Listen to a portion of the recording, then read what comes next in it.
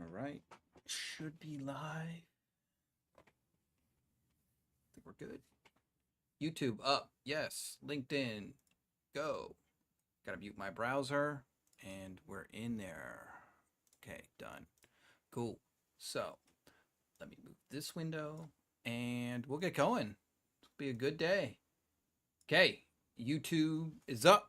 Yes. LinkedIn's up. Getting faster at this. Get the stuff laid out. So I don't need my headset. Let me turn this off. And cool. Let's go, everybody. So I want to do one last thing. Mute this. Yep. Okay, no duplicate audio. Sounds good. Great. And start a timer. Try to keep it under 30 minutes, right? Cool. Hey, everybody. Welcome. It's Wednesday again. So we're going to do another cybersecurity recap here of just different articles, things that are going on. I'm going to give my opinion and my feedback on it because sometimes it's just nice to have another person's view of it that isn't writing this stuff to make it sound nice, and sometimes trying to be more honest about what's going on. Quick side story though, freaking hilarious. So last week when I always have my phone like right here, and a lot of times I put it face down on purpose so I don't keep looking at it when I'm doing this. The afterwards I was going through my notifications, and it's funny as hell, the irony in this. It was actually got spam phone call telling me about my bank, that I need to do something with them and I'm going to lose money or whatever, right? So it's hilarious live. While if I'd have looked at my phone, I would have been able to like show it live. I've already just sent the notification to the Singapore government. They let you send in these things, and I deleted it. But crazy, it's the irony of doing this stuff in time, still getting phishing voicemails from it. The good thing for me is, well, one, it was in Chinese, so if I don't speak Chinese, that was easy. Two, it said OCBC. I don't have an OCBC bank account, and thus I know it didn't pertain to me, but I could see others falling for it, right? With that, we are going to get right into it. Let's start off with some good news, okay? So let's go with this one. Good. Everybody can see me? Yep, edge is up. Looks good over here. Awesome. Want to keep my timer up? Yeah. Awesome. So this is good news. So if you guys aren't aware of Lockbit was a brutal ransomware. Been going on for many, many years. It was ransomware as a service. Okay, so basically you could just go up and say, hey, I want to do ransomware because I don't like that guy. How much to rent your ransomware stuff so I can try to go after them? Then you don't have to own the infrastructure. You take the risk out. You reduce your risk. All the stuff within it. It made a lot of money. Now, obviously, it was really big in 2019, all the way through 2024.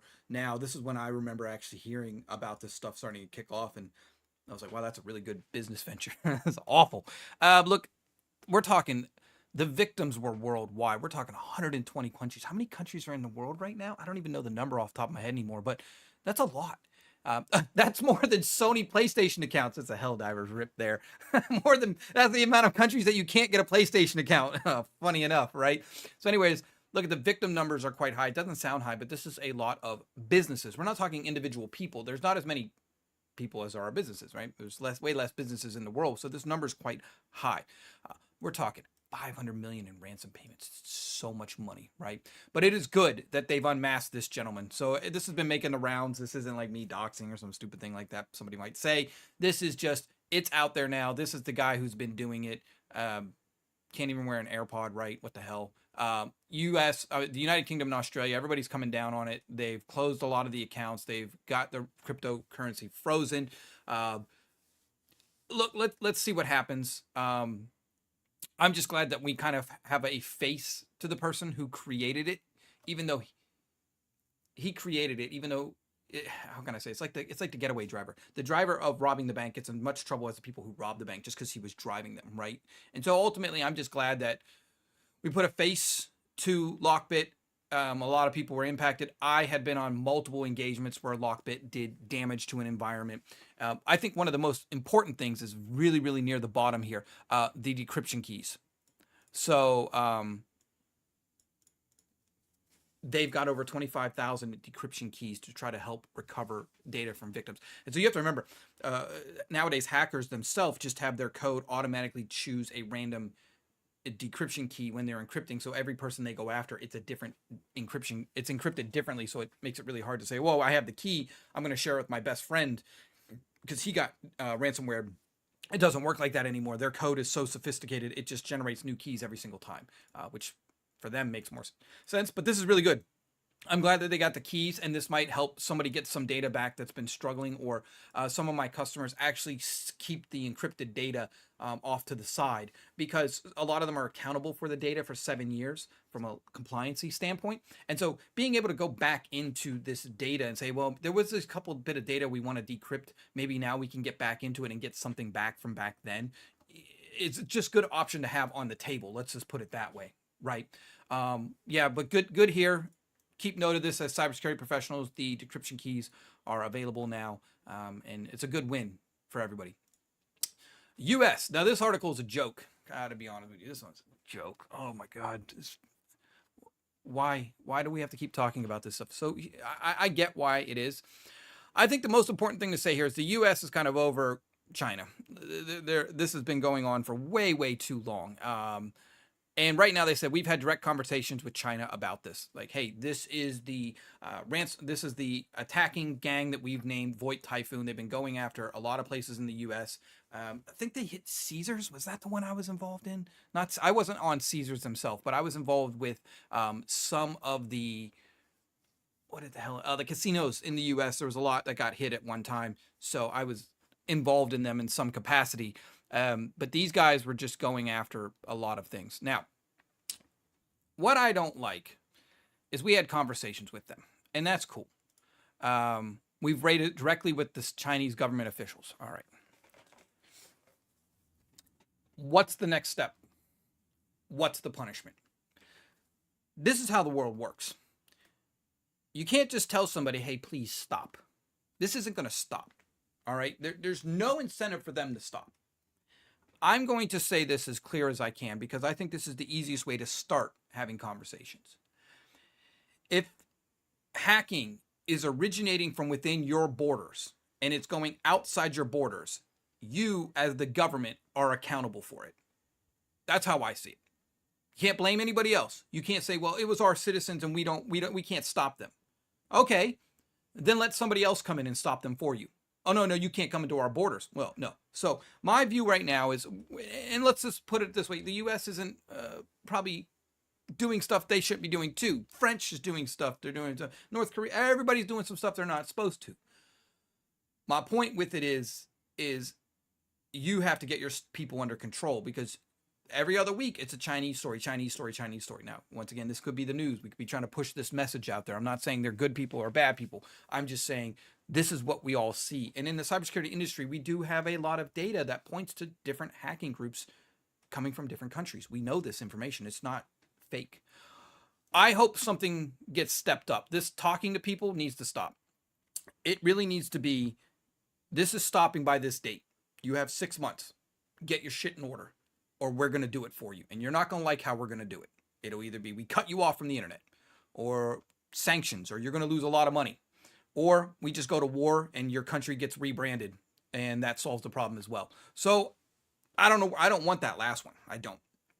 I just want to see a decline in these articles, in a decline in this stuff doing. If you want to be a Chinese hacker, go hack the crap out of the CCP, get yourself in trouble, do whatever you want.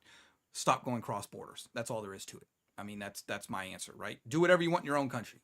If I'm in Singapore, Singaporeans want to go out and hack people, you're going to get in trouble. At least hack the Singapore government first. Don't go other places. Don't go mess with other people, making it worse. I don't know. I'm just kind of tired of hearing talk. I want to see action. I want to see, what are we going to do about this the next time it happens? And it needs to be a very scary punishment for the other side. And vice versa. If I'm a U.S. citizen, if the U.S. is doing something they're not, another country should come out and say, if you keep doing this for our country, we're going to come over there and we're going to do something.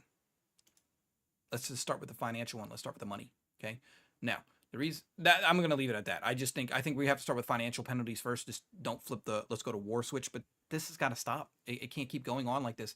I have literally, in the couple weeks I've been doing this, I can't even fathom how many Chinese-based, US-based, European, Western articles I've had to just stop talking about, because it's just like, damn, I need some other stuff to talk about. Seriously, this has to stop. And if I'm seeing this, what the hell, right? This one I thought was really good. We're going to flip to something better. None of it is every week China article. Treasury launches Project Fortress, an alliance with banking hackers. So this is, I think, an okay initiative, but here's what I don't like about it. And obviously I have to not like something, otherwise I wouldn't be doing this. Look, so what they're basically saying is, if you guys weren't aware, last year Wall Street got hit a little hard, and the US said, oh, this is a wake-up call. We need to do something about this. Okay, it is 2023. What the hell? Wake-up call should have been in 2006. Whatever. US is late to the game. Good job. So this is what I'm bothered about. Project Fortress isn't just about defense. We have offensive actions. Okay, cool. Mr. Deputy Treasury Secretary Wally, I'm not going to even say the last name. Go ahead and tell me these offensive actions. I would love to know. What are these offensive actions? One of the big things we do, and when I come into an incident, for many, many times I've done this, there's mixed emotions everywhere. And there's always somebody who's so pissed off, they want to go after the other person. They want revenge hacking. Doesn't work. Because a lot of times you could be hacked by somebody else that is a victim as well. So my question is offensive actions. What are you going to do? Are you just going to say, well, we don't agree with that country's laws and they have no extradition, so we're going to send in our own strike force to go after those people? Or what are our offensive actions? Or we're going to go and ransomware them, but guess what? We ransomwared a bunch of people who didn't even know their computer was hacked. I'm really curious what the hell you mean by offensive actions. This sounds like you're blowing smoke, because as a cybersecurity, I don't know, expert, I know what the hell I'm talking about. And the Deputy Treasury or Secretary, you don't know what the hell you're talking about. Don't like it. Fine. I'm still right. The offensive actions mean what? What are you actually going to do? And to who are you going to do it from? And what is the metric for taking offensive actions? It's like, hey, somebody threw something at me, but I didn't get hurt. Okay, cool. Somebody tried to stab me with a knife. Yeah, offensive actions in a real world scenario, you can justify what happens next. But what is this? I want to know. If you're going to say this, provide us with more facts. Okay? That's it. The second part of this that I thought was the most ridiculous thing ever. What is Project Fortress? One of the key elements is a cyber hygiene tool run by the CISA. So let me get this straight. Project Fortress is about doing penetration testing or asset management. You mean all the shit that we've told people to do for the past 20 years in cybersecurity? Like, oh, in cybersecurity, we didn't know about this penetration testing thing. Project Fortress, thank you for enlightening us. This is the most ridiculous shit I've ever seen. What are you talking about here? You're kidding me. Hygiene tool we're going to run. That's going to solve your problems. No, it's not. I'm going to change cameras real fast. Okay, let me help you out here. Let me help you out. Crystal freaking clear. You want to make brownies? I give you a pack of brownie mix. However, you also have dog turds. No matter what you do when you put those two together, you're not going to have brownies. You're going to have brownies with dog turds in it. All right? So, let's rewind this. You're going to run a tool to scan the environment, and that's going to help how? Penetration testers haven't been doing their job. People know what they're doing. This is not a tool problem. This isn't even a reporting problem. This is a process problem. And I'm going to say this till I'm blue in the face forever. Your processes are shit. It doesn't matter what your report says that, oh, here's all your problems. You don't have processes to fix those problems. That's really what this boils down to time and time again. So run every tool you want. Run every vulnerability scan you want. What is the process that enables those vulnerabilities to still exist? What is the process to get those vulnerabilities closed out in a timely manner? And I'm not saying it took us 12 months. What the hell? If you see the vulnerability, fix it in a week. It's ridiculous. Okay? My point there. That's it with my rant. This is the most ridiculous thing I've read in a while. Run a hygiene tool. It's like cybersecurity people haven't been doing their job for the past 10 years with penetration testing and red teaming. This is whatever. Maybe the tool's great. Maybe it's the greatest thing ever. But, okay, so you run it, and then what do? Just say, well, we got about 3,000 things we are effed on. we're just not going to do a damn thing. It's not going to fix any of it. I'd rather not know, right? Is ignorant bliss? I guess that's it. This is just freaking ridiculous. I don't know what to say, man. Uh, anyways, I do like the last part, information sharing. We're going to share information, and that way we can all kind of talk together and pool our resources. That's a good thing. All right. I'm not denying that, right? And they brought up Lockbit again, right? Anyways, moving on. This one pissed me off. Oh my God, I'm so pissed off at this one. I didn't think I would ever read this article. I get it. I should have known, but I didn't want to accept it, okay? So I can't go after the CEO of a company. Let's go after their children. Jesus F. Oh, God, this is getting bad. I'm not going to read the whole article. The title says it enough for everybody who wants to know what this article says. It's basically saying all the stuff we know. Ransomware attacks, SIM swapping hacks, just trying to go after a way to get in and then going after people's children who online using phishing emails, using all the techniques we see for companies that companies themselves suck at defending against. How do you think a kid's going to handle this? Now, I don't know what, I don't even have words for it. What do? Do you take your child's phone and put it under MDM and right? We're gonna mobile device manage all the CEOs, kids, and stuff, and maybe that's the fix. This just sucks that it's getting, like I just said a little bit ago, actions and accountability. This is gonna say something which I don't care. I'm in a F it mood. The level that criminals are ready to go to now. Remember, crime doesn't pay. That was the phrase I remember growing up. Crime doesn't pay. Bullshit, it doesn't pay. You get away with this one time, $22 million. Like, what was that ransom paid out by United Health? $22 million is a payday. People are going to keep risking this stuff.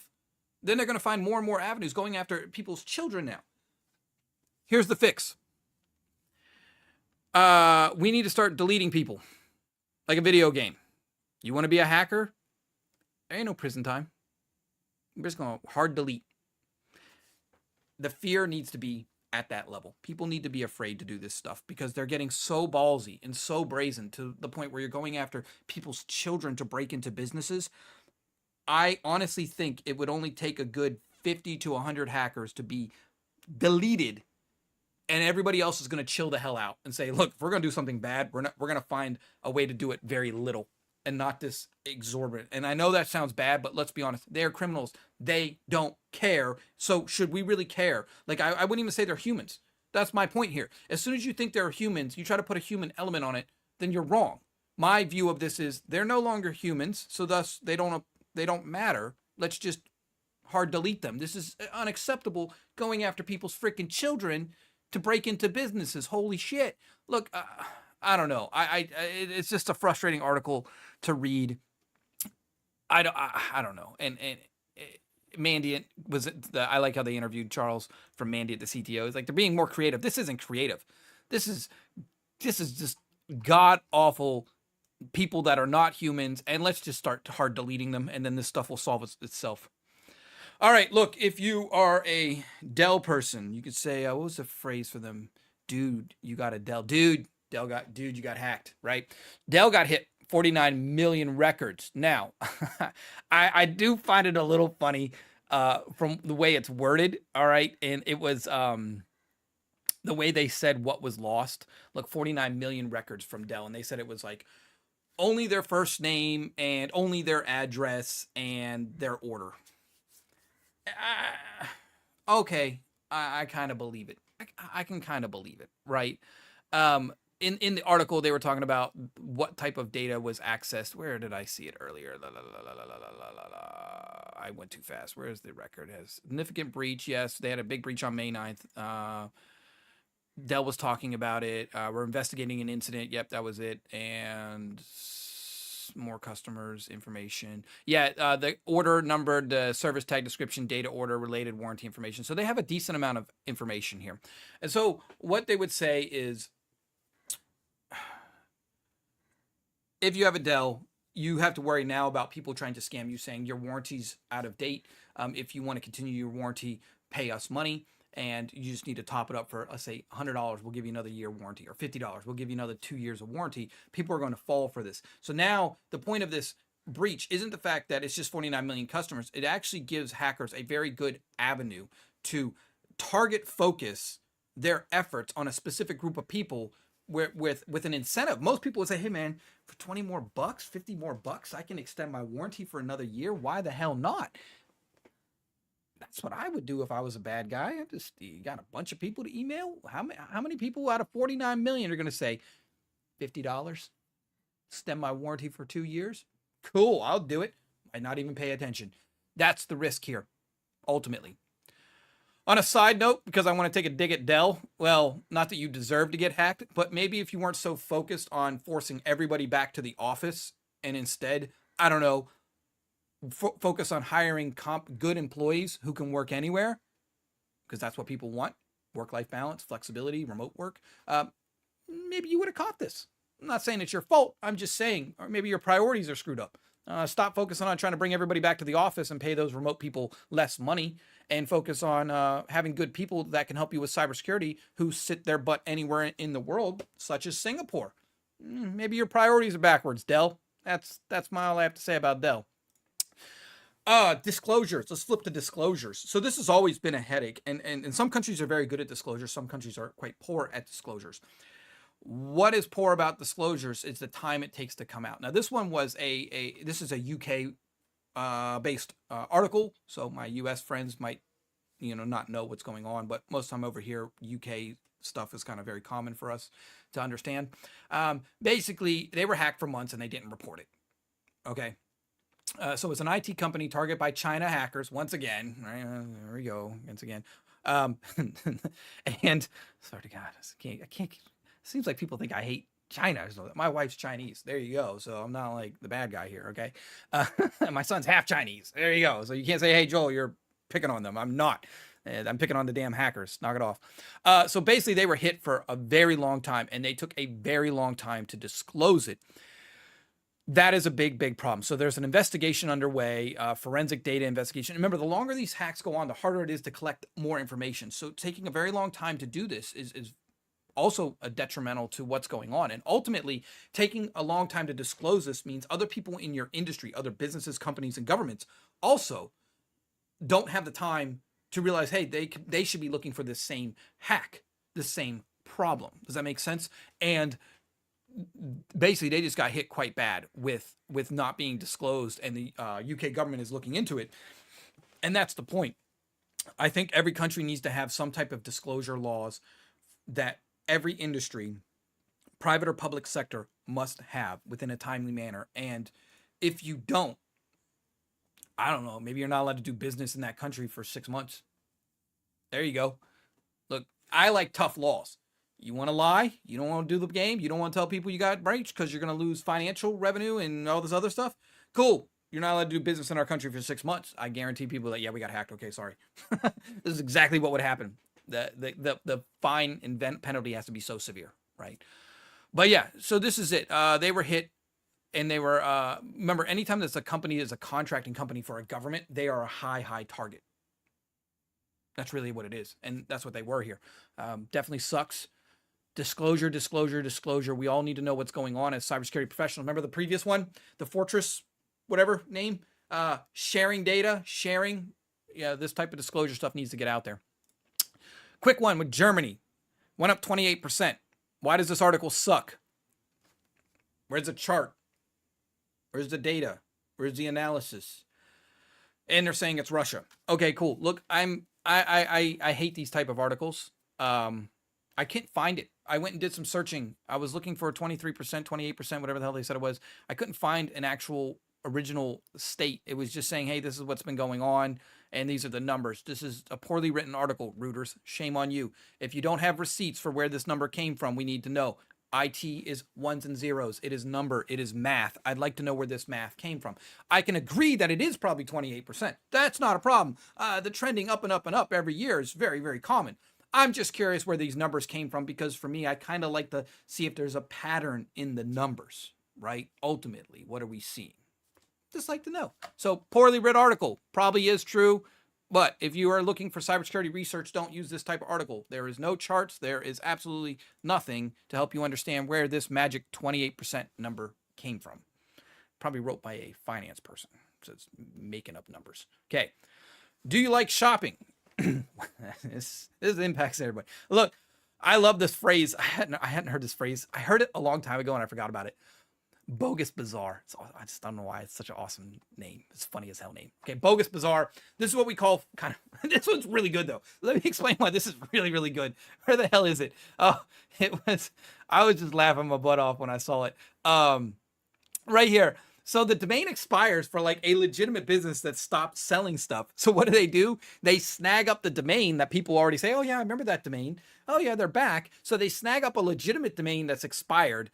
And they also take real payments such as PayPal, credit cards, and stuff like that. So as a person, I could search around on the internet. Google, Bing, any of these websites would most likely return this website has these products because they're actually a legit website masking as a fake one. So it will show up in search results for products you're looking for. People go up there and buy. Look, so many fake online stores. The number's massive. This is great though. I love the amount they go to. You got to give them credit. Respect them. And they call it infrastructure as a service. Love it. Yeah, we always have this. But what the recommendation here is what sucks. Stick to large online retailers. That sucks. Because ultimately we don't want monopolies. During the pandemic, Amazon grew way too much, way too fast, unprecedented numbers, and it pushes anybody else out who wants to enter this market. And we don't want monopolies. We want choices. We want prices. If I don't think it's worth $45 over here, but this place is running it for $38, cool. You know what I mean? Like it shouldn't be hard. It's not like I have to go to 5 different stores and drive my car and waste gas. This is the internet. I should be able to kind of find the deals across like 8 websites. And obviously the one that's going to do a little bit cheaper is what people are going to go with. My thing was, look, just protect yourself as much as you can. Monitor your credit cards. Try to use the services like they do offer PayPal. At least PayPal's involved to try to help get a refund. Monitor your stuff. That's really the best you can do in these scenarios, or just shop at the big name ones. I shop Amazon a lot. I understand it. There is something called Shopee in Singapore. I don't use too much. We have Lazada. Those 2 are the big ones. I use them a little bit, but not as much as Amazon. So I'm in the same boat as everybody else. It sucks, but just watch yourself online. This is great. They're actually taking expired domains and reusing them. And so people like, I shopped there before. This is a cool place. And then they don't know it's a BogusBazaar. This is a really hard one to detect. Just monitor yourself. Quick one. I'm going to take 2 minutes on this. 8 safeguards about your business. Well, okay, the threat landscape has been the same for years. Phishing, malware, ransomware, denial of service, insider threats. Okay, none of that has changed. It's been that way for many, many times. I want to call out one good thing here. Well, a couple good things. Number 1, educate your employees is number 1. Thank God. Guess what? Reinforce security protocols or processes. As I constantly say, process, not a tool. Okay, good. Thank you. This is number 1. I love it. Okay. The other one I want to call out, backing up data regularly. Oh my God. I can't count the number of times I went to an incident and said, hey, so you were ransomware. Where were your backups ransomware? Yes. Where were your backups at though? Can I have a look at them? Our virtualization environment was ransomware. Okay, that's not the question I asked. Where are your backups? Well, our snapshots were encrypted.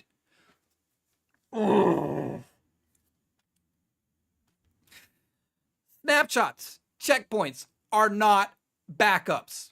Okay? There's no argument here. Sorry. They are not backups. So stop it. Number 1, if you don't have backups, go get damn backups. 2, this is very important. Regular backups. This is always going to be the answer to a ransomware. Always your failback. It's not the way you want to go, but if everything hits the fan, this is your way back. Okay? And your snapshots are not a goddamn backup. I don't want to hear that anymore. You guys stop it. Freaking virtualization experts. Damn it. Okay, I'm done. My anger's over. I've had to deal with it so many times. It blows my mind. It's a snapshot. It's not a freaking backup. Monitoring suspicious activity. Yes. XDR, EDR, all the IPSs, IDSs, all the crap should just be there. The last 2 I think are very, very important. Create incident response plan. Okay, first off, you're not going to know how to create an incident response plan because, not to be mean, most of your employees are going to be normal cybersecurity people, meaning they're good at network security, they're good at development security, they're good at infrastructure security. They are not incident responders. And I don't want the companies to not like this, and I'm not trying to pick on people, but we all have our specialties. And most likely you, as most companies in the world, don't hire a full-time incident responder. So your people don't have the skills to do this. End of discussion. You don't like it? Fine. Piss off. I'm just telling you that's the truth. Now, number 8 is what's important. Collaborate with security experts, partnering companies, consulting firms. Number 8 should actually go above number 7 because you should use those experts. I don't know, somebody like myself, who is a recovery specialist. By the way, incident and recovery are 2 different things, but they need to be seen as one. You want somebody to come in with a help your incident response plan. Don't do it yourself. I don't care if you think you have the best cybersecurity people in the world, you don't, because unless they are incident responders, there's a completely different skill set, a completely different view of the world. Last one's most important, help. Okay.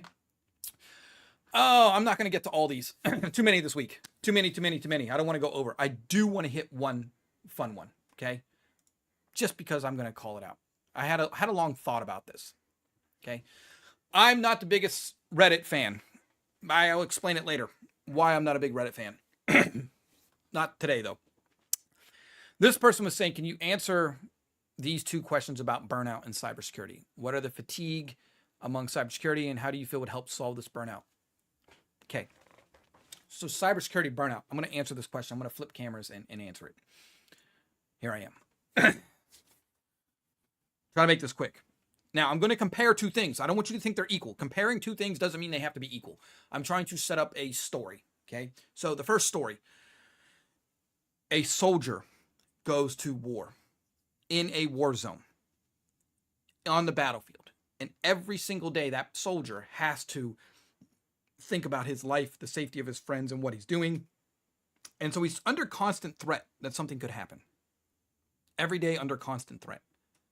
And then the war ends, or his tour ends, and he goes back home. Let's assume there's no PTSD. Okay, let's just assume everything's cool.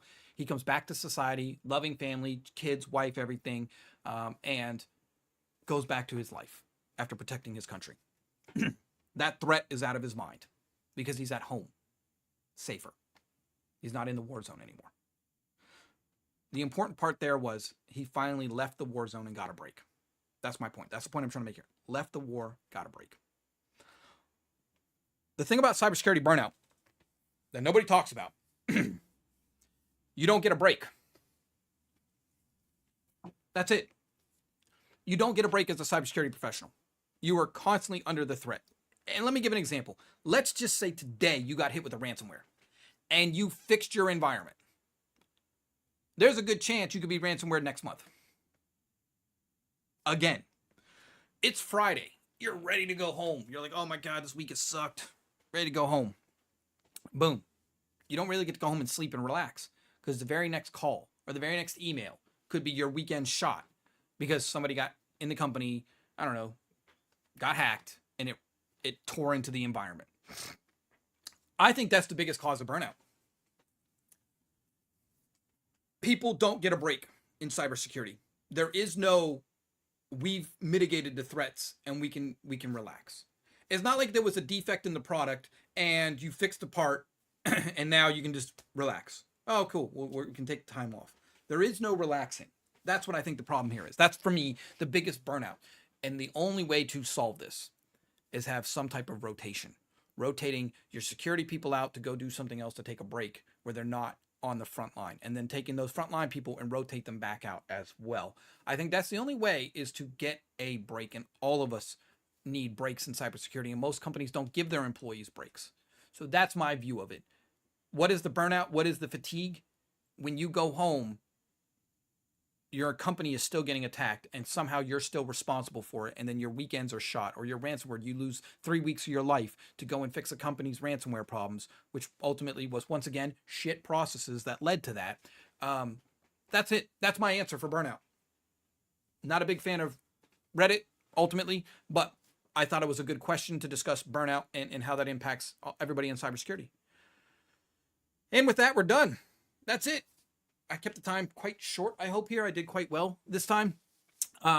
Crazy articles this week going after people's children's. What the hell? I can't get enough Chinese articles. I really wish I didn't have to keep doing them. I feel bad, like I'm the only. I really don't care. It's like, Jesus, man, it's got to be something else to talk about. Look, I think that Fortress stuff and talking about working together is always a good thing. And with always, drop a question, drop a comment. I'm still going to enjoy doing this for the time being. I'm having fun. I hope everybody learned something from it. And with that, you guys have a great rest of the week. And hopefully your weekend is ransomware free so you can enjoy time with your family. All right?